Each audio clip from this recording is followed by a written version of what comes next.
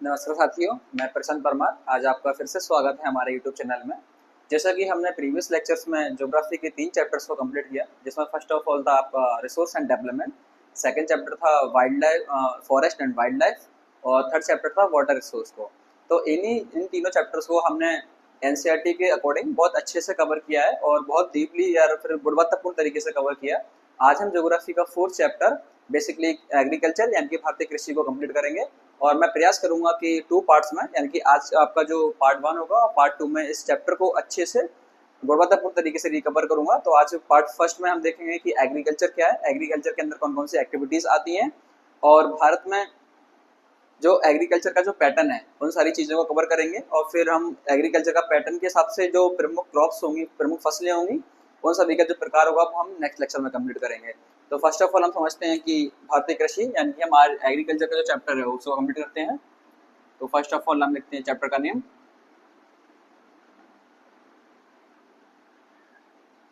जैसे बोलते हैं कृषि। सबसे पहले बात आती है तो कृषि बेसिकली क्या है। तो कृषि जो है प्राचीन आर्थिक क्रिया है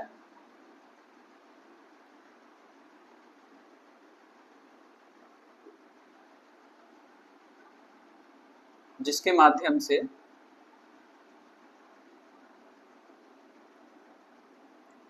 खाद्यान्न उपलब्धता सुनिश्चित होती है।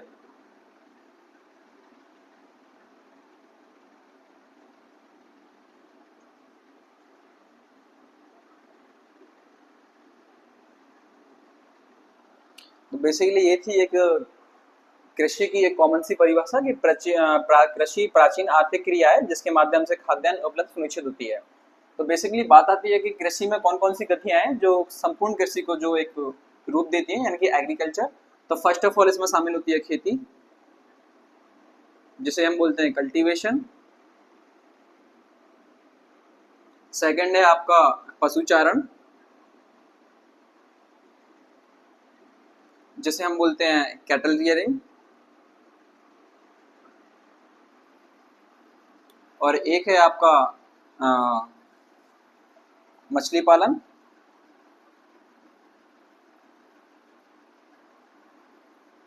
जिसे बोलते हैं फिशिंग। और मुझे लगता है कि ये 3 जो गतिविधियां हैं बेसिकली, एक खेती हो गया यानी कल्टीवेशन हो गया, एक होगा पशुचारण यानी कैटल रियरिंग, और एक हो गया मछली पालन की फिशिंग। ये तीनों कंप्लीट और एक दो इसमें और क्रियाएं शामिल हैं, बेसिकली एक संपूर्ण रूप प्रदान करती हैं किसको, कृषि को।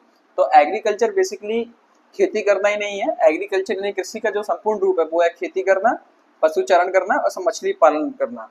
ये तीनों रूप मिलके आप कंप्लीटली बनाते हैं कृषि को। और कृषि का एक बेसिक डेफिनेशन थी कि प्राचीन आर्थिक क्रिया है जिसके माध्यम से खाद्यान्न उपलब्ध सुनिश्चित होती है। मैं आपको बता दूं कि भारत की जो 2/3 पॉपुलेशन है वो बेसिकली कृषि पर डिपेंड है।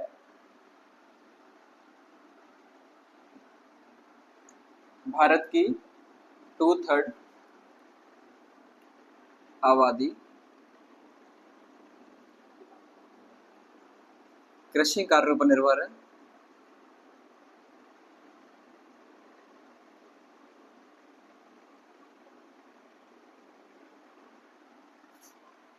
भारत का जो संपूर्ण भौगोलिक क्षेत्रफल है उसके लगभग 47% भूभाग पर शुद्ध कृषि की जाती है।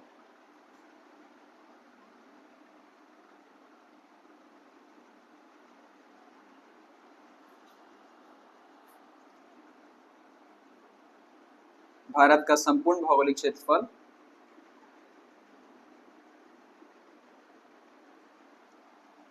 के 47% भाग पर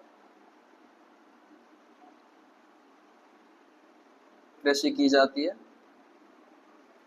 मैं आपको एक बताऊं कि ऐसा भारत का जो संपूर्ण भौगोलिक क्षेत्रफल है उसका 54% जो एरिया है वो कृषि के लिए उपलब्ध है, या कृषि के लिए बोले तो हम उस पर आसानी से कृषि की जा सकती है।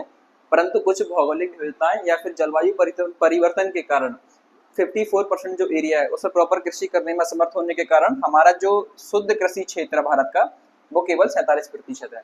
वैसे तो हम जो भारत का संपूर्ण भौगोलिक क्षेत्रफल है उसके 54% पर कृषि करने योग्य हैं, परंतु कुछ भौगोलिक विविधताएं या फिर जलवायु परिवर्तन के कारण केवल 47% ही शुद्ध कृषि क्षेत्र भारत का। और भारत की 2/3 आबादी जो कृषि कार्य पर निर्भर है। तो बेसिकली इंडियन एग्रीकल्चर का एक बेसिक डेफिनेशन देखें या कृषि के क्षेत्र में भारत के परिप्रेक्ष्य में एक छोटा सा अध्ययन देखें तो सिर्फ यही है। आगे हम पढ़ेंगे कि कृषि जो भारतीय अर्थव्यवस्था के किस क्षेत्र में आती है, कृषि में कितना भारतीय रोजगार हमारा शामिल हुआ है और सबसे ज्यादा रोजगार देने में कौन कौन से क्षेत्र इसमें शामिल है, और कृषि के प्रकार देखेंगे आज। और इसी के चैप्टर को आज हम यहीं खत्म करेंगे।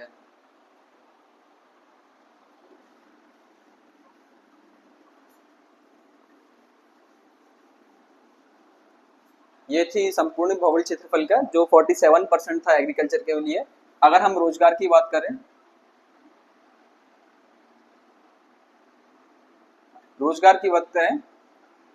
तो ग्रामीण क्षेत्र में लगभग 70%,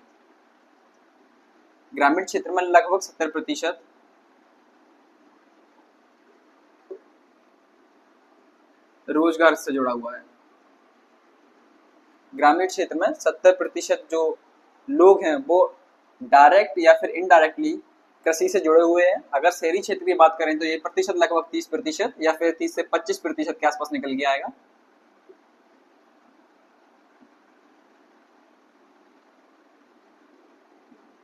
अगर हम रोजगार में देखें तो महिलाओं का प्रतिशत जो है ज्यादा है।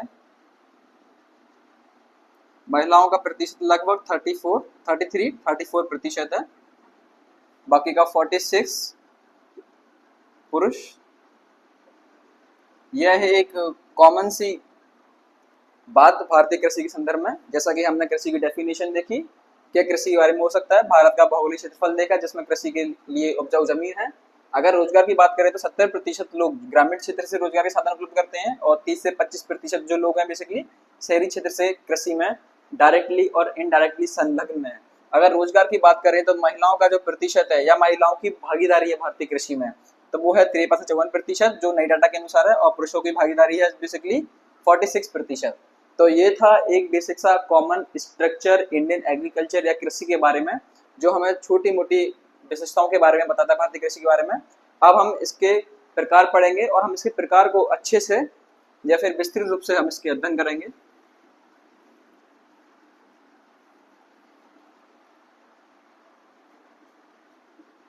भारतीय कृषि के प्रकार।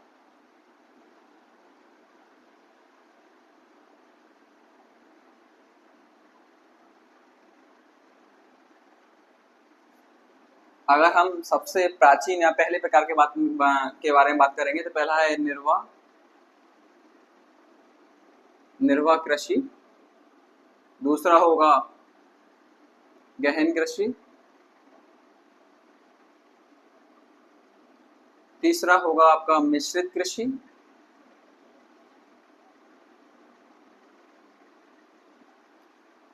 और फोर्थ होगा आपका वाणिज्यिक कृषि,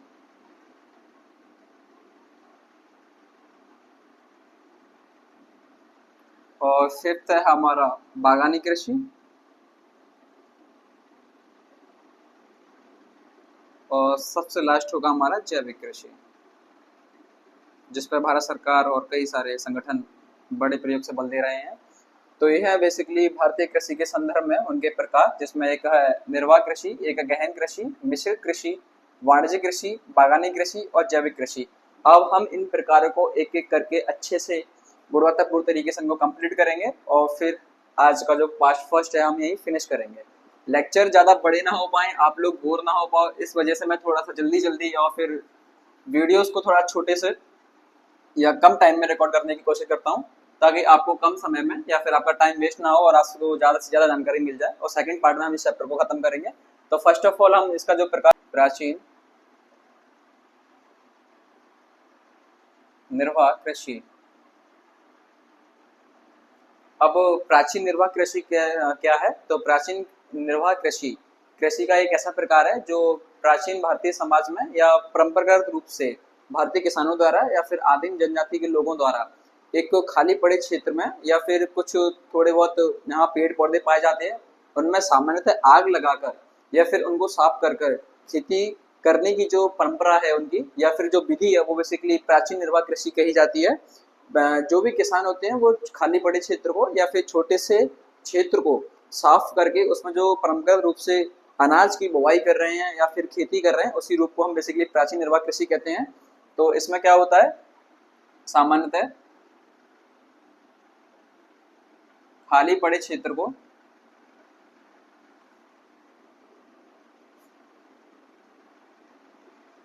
साफ करके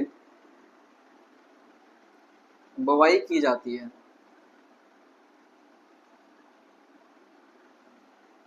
और परंपरागत रूप से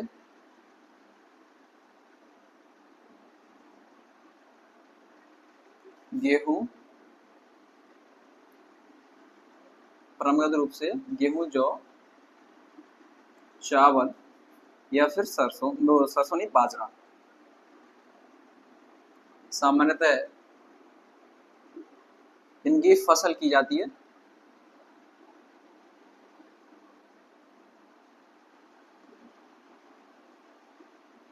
अगर हम इसकी विशेषता की बात करें तो बेसिकली ये किसानों के द्वारा एक छोटे से क्षेत्र में उसको साफ करके ये निर्वाह कृषि या जो की जाती है, इसका सिर्फ उद्देश्य होता है कि स्वयं का भरण पोषण करना।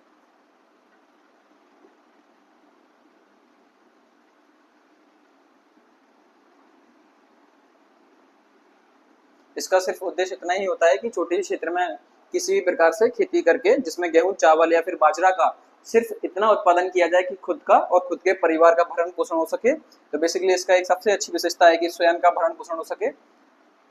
सामान्यतः कम उत्पादकता वाली खेती को भी बेसिकली हम निर्वाह कृषि के रूप में देखते हैं। और इसका एक जो प्रकार है बेसिकली भारतीय समाज में बड़े पैमाने से आदिम जनजाति द्वारा यूज किया जाता है, तो बेसिकली उसको बोलते हैं झुम कृषि। झुम कृषि बेसिकली निर्वाह कृषि का ही एक विस्तार रूप है या फिर इसका उदाहरण है। इसमें क्या होता है कि जितने भी आदिम जनजाति के जो लोग होते हैं वो खाली पड़े क्षेत्र को या फिर आग के माध्यम से साफ करते हैं, अपनी फसल को बुवाई करते हैं और फसल कट जाने पर वापस से उस जगह को छोड़कर किसी नई खाली जगह पर शिफ्ट हो जाते हैं या फिर स्थानांतरित कर जाते हैं और फिर नई जगह पर खेती करते हैं। तो जब आदिम जनजाति के जो किसान हैं बार बार नई नई जगहों को ढूंढकर नए नए क्षेत्रों को साफ कर कर कृषि का ये पैटर्न अपनाते हैं, तो उसी को बोलते हैं बेसिकली झूम कृषि। जैसे बोलते हैं झूम कल्टीवेशन हिंदी में, वो सॉरी इंग्लिश में झूम कल्टीवेशन बोलते हैं, हिंदी में इसका नाम है झूम कृषि। तो बेसिकली ऐसी कृषि मध्य प्रदेश के जितने भी आदिवासी जो इलाके हैं, आदिम जनजाति कल्याण, आदिम जनजाति वाले जो क्षेत्र हैं, चाहे वो मध्य प्रदेश का रीजन हो, राजस्थान का हो, छत्तीसगढ़ का हमारा मैदान हो, या फिर नॉर्थ ईस्ट के असम, मिजोरम, मणिपुर या फिर अंडमान निकोबार जैसा द्वीप समूह हो, जहाँ भी आदिम जनजाति अच्छी खासी जनसंख्या में पाई जाती है, उनके द्वारा जो कृषि की जाती है बेसिकली निर्वाह कृषि का जो रूप है बेसिकली वो होती है झुम कृषि। इसमें भी बेसिकली यही सारी चीजें अपनाई जाती हैं, बस फर्क इस बात का होता है कि जो आदिम जनजाति जो किसान है वो बार बार नई फसलों को उगाने के लिए नई नई जगहों का चुनाव करते रहते हैं और जो पुरानी जो जगह है उसको ऐसे ही छोड़ देते हैं, जिससे मिट्टी की गुणवत्ता में भी लगातार कमी बनी हुई है।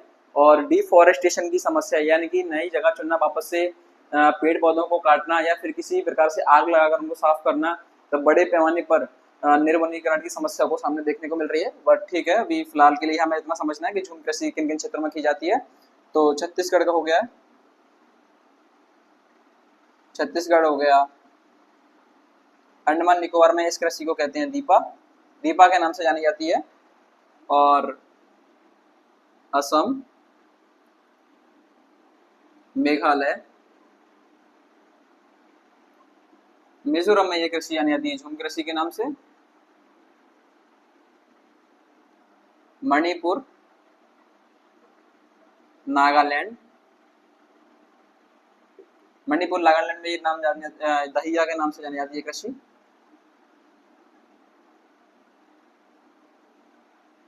बेसिकली झूम कृषि के स्थानीय नाम है, छत्तीसगढ़ का मैदान और अंडमान निकोबार द्वीप समूह पर ये दीपा के नाम से जानी जाती है।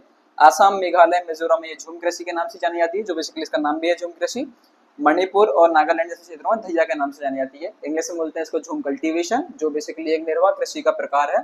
तो मुझे लगता है कि कृषि का जो पहला प्रकार है निर्वाह कृषि आपको अच्छे समझ में आएगा। अब हम चलते हैं दूसरे कृषि के प्रकार की तरफ।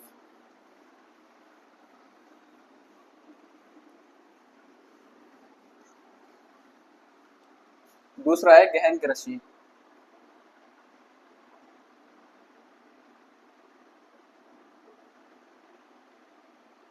अब गहन कृषि क्या है? तो कृषि का एक ऐसा प्रकार जहाँ जनसंख्या अधिक होती है और रासायनिक उर्वरकों कीटनाशकों का बड़े पैमाने पर प्रयोग करके उस जनसंख्या के लिए खाद्यान्न आपूर्ति की जाती है। तो जो कृषि का प्रकार होता है बेसिकली वो होता है गहन कृषि।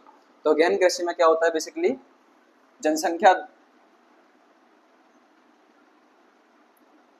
जनसंख्या का दबाव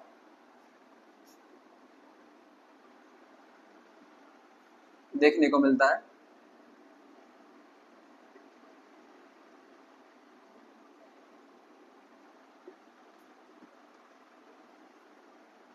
उत्पादकता बढ़ाने के लिए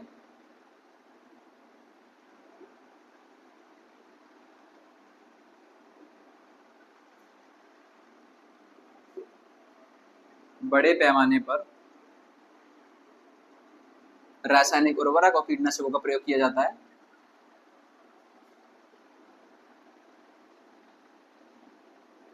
रासायनिक उर्वरक, कीटनाशक,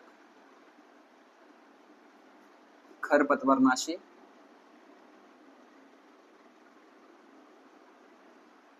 का प्रयोग किया जाता है। तो गहन कृषि बेसिकली ऐसी कृषि का एक प्रकार है जिसमें थोड़े से क्षेत्र में या फिर ऐसा क्षेत्र जहाँ जनसंख्या का दबाव लगातार बना हुआ है, बेसिकली शहरी क्षेत्र में या फिर घनी आबादी वाले क्षेत्रों में इस कृषि को बेसिकली अपनाया जाता है, जिसमें कम एरिया में ज्यादा से ज्यादा उत्पादकता को बढ़ाया जाता है। बेसिकली उसके ऊपर एक जो इसका विशेषता है वो है जनसंख्या। तो जनसंख्या का दबाव जिस भी जगह देखने को मिलेगा उस क्षेत्र में जो कृषि की जाएगी उसका जो प्रकार होगा गहन कृषि होगा।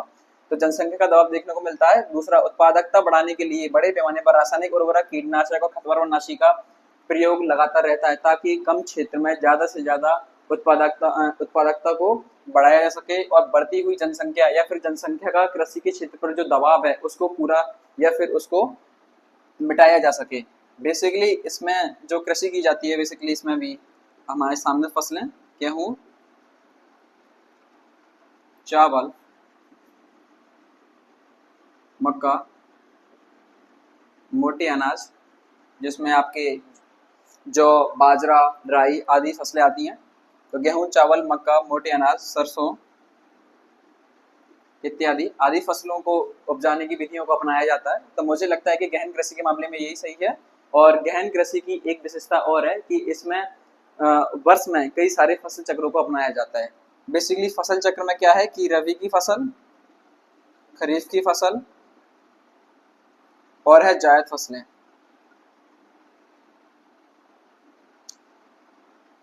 बेसिकली खरीफ की फसलें, रबी की फसलें, जायद फसलें जलवायु के अनुसार समय समय पर इन फसल चक्रों को अपनाना बेसिकली गहन कृषि का एक अपनी खास विशेषता है। तो गहन कृषि क्या है? तो कृषि का एक ऐसा प्रकार जिसमें जनसंख्या के दबाव को देखते हुए क्षेत्र में बड़े पैमाने पर रासायनिक उर्वरक, कीटनाशक और खरपतवारनाशी का प्रयोग करते हुए उत्पादकता को लगातार बढ़ाने का प्रयास किया जाता है, जिससे जनसंख्या का जो खाद्यान्न सामग्री पर दबाव है उसको नियंत्रित किया जा सके। और इसमें गेहूं, चावल और मक्का, मोटे अनाज या सरसों इत्यादि फसलों के सामान्यतः बुवाई की जाती है। और गहन कृषि में रबी, खरीफ और जायद फसलों के फसल चक्र को अपनाया जाता है ताकि एक वर्ष में ही कई सारी फसलों का हमारे पास अच्छा सा आपूर्ति सुनिश्चित हो। तो मुझे लगता है गहन कृषि पर्याप्त है इतना। मैं आपको कम बता रहा हूँ या फिर जल्दी जल्दी बताने का मोटिव सिर्फ इतना ही है कि हमारे सिलेबस के अकॉर्डिंग एक बेसिक कॉन्सेप्ट एनसीईआरटी के अकॉर्डिंग एग्रीकल्चर का या फिर भारतीय संदर्भ में कृषि का जो कॉन्सेप्ट है उसको पूरा करने के लिए यहाँ सफिशियंट है। इससे ज्यादा आपको पढ़ने की किसी भी तरह के एग्जाम्स के लिए आपको जरूरत नहीं पड़ेगी। ये सारे 2 से 4 पॉइंट्स हैं हर कृषि के प्रकार में। तो आपके लिए ये सफिशियंट रहेंगे एक बेसिक नॉलेज के रूप में भी और आपको गुणवत्तापूर्ण तरीके से समझने के लिए भी ये पर्याप्त है। आप ये ना सोचें कि मैं छोटे छोटे पॉइंट्स को बताकर जल्दी जल्दी इस चैप्टर को खत्म करने की कोशिश कर रहा हूँ। बेसिकली इस चैप्टर में इतना ही है और इस चैप्टर को बड़ा करना मुझे लगता है कि फालतू में समय की बर्बादी करना है। हमारे सभी पाठ्यक्रम के हिसाब से कोई भी कॉम्पिटिटिव एग्जाम्स हो या फिर वनडे एग्जाम्स हो, स्कूल का कोई एग्जाम हो या हमारा कोई भी सिलेबस हो जिसमें एग्रीकल्चर दिया हुआ है इतना सफिशियंट है, क्योंकि ज्यादातर फैक्चुअल डाटा पूछा जाता है और फैक्चुअल डाटा इस सारे समरी से अपना ऑटोमेटिक क्लियर हो जाएगा। तीसरा प्रकार है हमारा, तो पहला हो गया एक निर्वाह कृषि, दूसरा हो गया अपना गहन कृषि और तीसरा है अपना मिश्रित कृषि।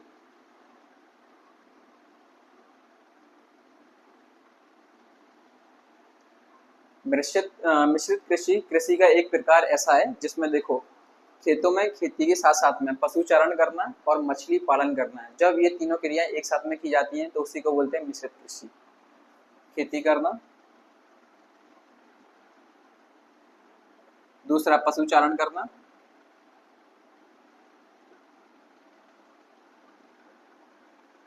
और मछली पालन करना।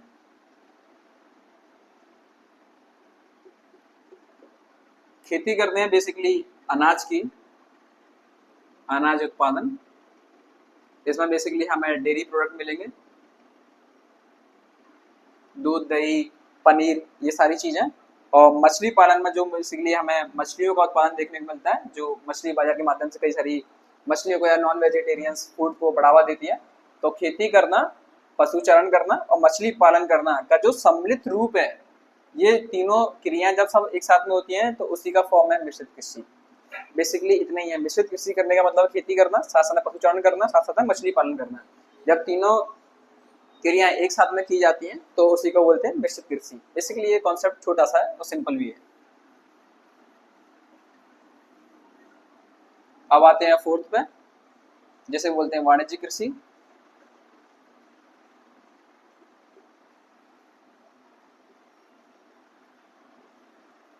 कृषि का एक ऐसा प्रकार जिसमें सिर्फ उन फसलों को उगाया जाता है या उन फसलों की बुवाई की जाती है जिनसे बड़े पैमाने पर पैसा कमाया जा सके। बेसिकली उसी को बोलते हैं वाणिज्यिक कृषि। जैसे कि गन्ना, सोयाबीन, रबर, गन्ना हो गया, सोयाबीन हो गया, रबर हो गया हमारा, सूरजमुखी,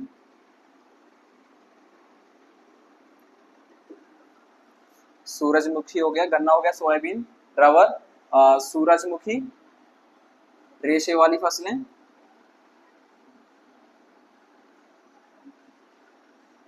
जिसमें आपका सिल्क और जूट आएगा, एटसेट्रा। तो वाणिज्यिक कृषि कृषि का एक ऐसा प्रकार जिसमें ऐसी फसलों की बुवाई की जाती है जिनसे बड़े पैमाने पर व्यापार किया जा सके या पैसा कमाया जा सके। तो बेसिकली गन्ने की कृषि हो गई, सोयाबीन हो गया, रबर हो गया, सूरजमुखी हो गया, रेशे वाली फसलों में सिल्क हो गया, जूट हो गया जो कपड़े बनाने के काम में आता है, और बेसिकली एक और है इसमें कपास, जो कपड़ा उद्योग में बड़े पैमाने पर कच्चे माल के रूप में प्रयोग होता है। तो गन्ना, सोयाबीन, रबर, सूरजमुखी, सोयाबीन और कपास इत्यादि की फसलें कहलाती हैं वाणिज्यिक कृषि, जिनसे बड़े पैमाने पर क्या है, कैश, यानी कि नकदी फसलें भी कहते हैं इनको, व्यापार के लिए प्रयोग होती हैं।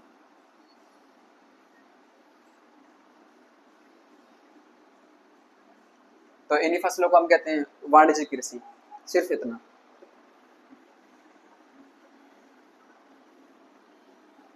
हम चलते हैं फिफ्थ, बागानी कृषि।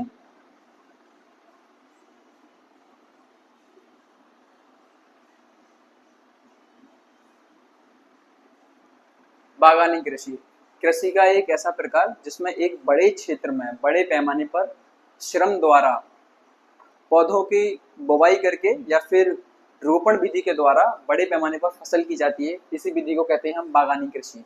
तो कृषि का ऐसा प्रकार जहाँ जिसमें श्रम बल ज्यादा प्रयोग हो, श्रम बल का मतलब होता है मजदूरों की जरूरत ज्यादा से ज्यादा पड़े, एक बड़े क्षेत्र में पौधों की रोपण विधि के द्वारा की जाने वाली कृषि को बोलते हैं बागानी कृषि।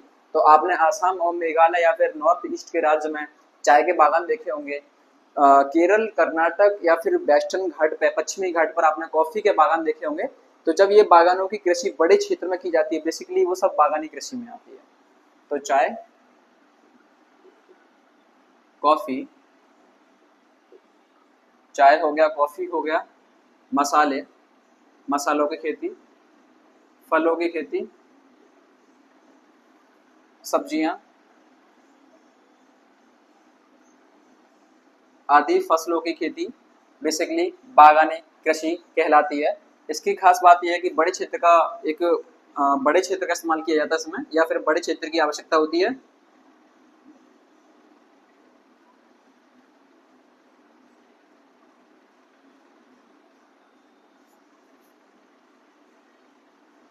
बड़े क्षेत्रफल की आवश्यकता, दूसरा श्रम बल ज्यादा से ज्यादा चाहिए। यानी कि मजदूर। और एक खास व्यवस्था, संचार व्यवस्था अच्छी होनी चाहिए ताकि चाय, कॉफी, मसाले, फल, सब्जियां, ये कैसी हैं? हरी हरी फसलें हैं, इनको खराब होने में ज़्यादा समय नहीं लगता है। इसलिए हमें एक ऐसा संचार नेटवर्क चाहिए, ऐसे हाईवे चाहिए, कनेक्टिविटी चाहिए शहरों से, जिससे जल्दी से जल्दी इस माल को या फिर इसका जो प्रोडक्ट है उसको मार्केट में सप्लाई किया जा सके। तो संचार व्यवस्था उत्तम हो, बस। तो यही सारी बागानी कृषि है और उसके यही सब एग्जाम्पल्स हैं, बाकी ज़्यादा कुछ खास है नहीं है इस चैप्टर में। 10 क्लास की एनसीईआरटी की बात करें या फिर हमारे कॉम्पिटिटिव एग्जाम्स के एक बेसिक स्ट्रक्चर की बात करें, जिसमें सारे इसमें सभी प्रकार के जो फैक्ट्स पूछे जाते हैं, मुझे लगता है कि इस चैप्टर में आपके सारे क्लियर करा दूंगा, ज़्यादा आवश्यकता पड़ेगी नहीं आपको पढ़ने की। सबसे लास्ट है जैविक कृषि, जिसे बोलते हैं ऑर्गेनिक फार्मिंग।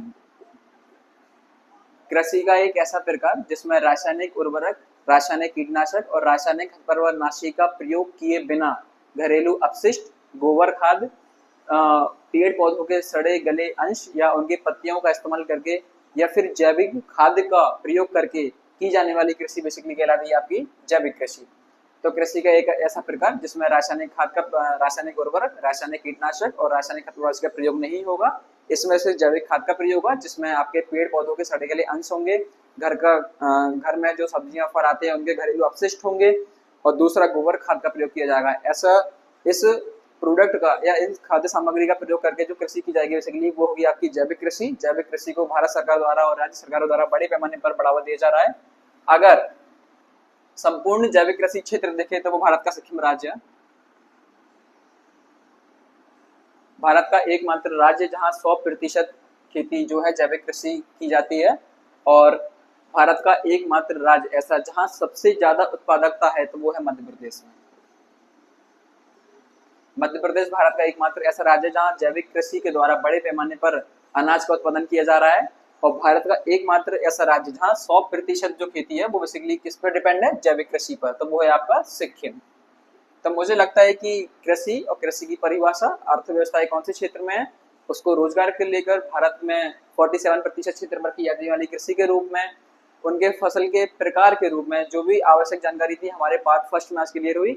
कृषि का बेसिकली फसल चक्र और प्रमुख फसलें और उनका जो सप्लाई है इंडियन मार्केट में, उनसे जुड़े प्रमुख उद्योग जो हैं उनको हम पार्ट 2 में कवर करेंगे। और एनसीईआरटी के अकॉर्डिंग जो एग्रीकल्चर का जो पार्ट है वो हमारा सफिशियंट होगा।